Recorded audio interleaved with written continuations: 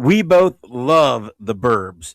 The 1989 movie is suburban paranoia perfection. Weird neighbors, escalating suspicion, and Tom Hanks losing his mind. It's classic. Now there's a new version, and somehow it just doesn't feel like The Burbs. I thought it was mid. Jason, he straight up hated it.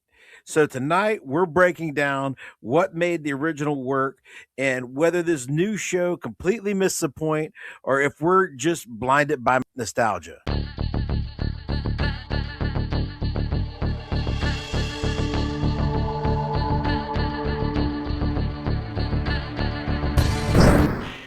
Part of the whole fabric of that film is that they've all lived in this cul-de-sac for a long time, and the neighbors are like intruders on it. Klopex? Klopex. Klopek. No one goes in, no one comes out.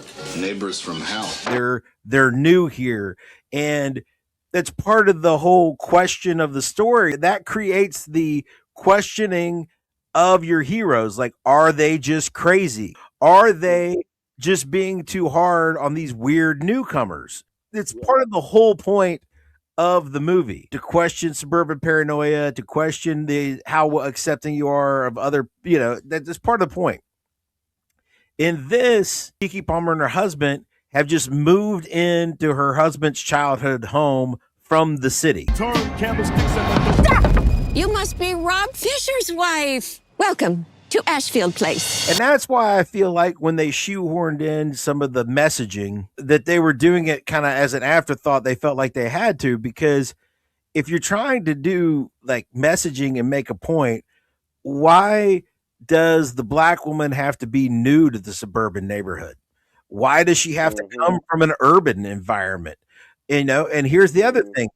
The reason why she's at home isn't because she got stressed out at work. This is what I need, Carol. I need this. It's because she just had a baby and she's on maternity leave. So, like, how regressive is that?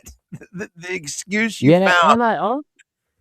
Go ahead. I also feel like, and maybe I was just reading too much into this because I really hated this shit. I felt like they just treated that footer like a burden. Like, she never seemed stoked to be a parent. You know what I mean? Yeah. Yeah. Is that a message you're trying to send? Like, it felt like an underdeveloped part of the story. Like almost like nobody who wrote it actually has kids. Yeah, I got that a lot. Because there are times in the show where they just drop the kid and not even thought about it. Like, I found myself being like, where's that kid? Yeah. I actually asked a few times, like, wait a minute, who's with the kid? And then, my wife's daughter had to remind me, like, oh, they left it with that little girl that's the babysitter. And I'm like, okay, but I mean, this is a newborn. Usually you don't just. Yeah, you don't do that with newborns, but you can go investigate. I play another part I groaned at. When they move into the new house on the show, he dropped the brownies off or whatever. He questioned her on the security cam, which clearly she knew they security cameras.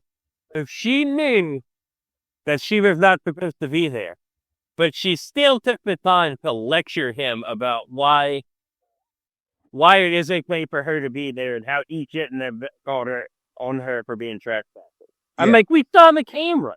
And it's just, that was just so far to make such a dumb point.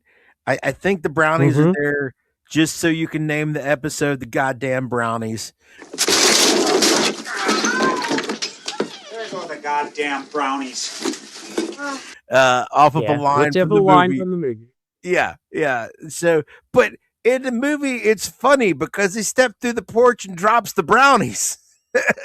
Yeah, it's not a setup at that point. Yeah, and so I don't know. It just seemed like Ethan was smarter in the 80s. At least artists were.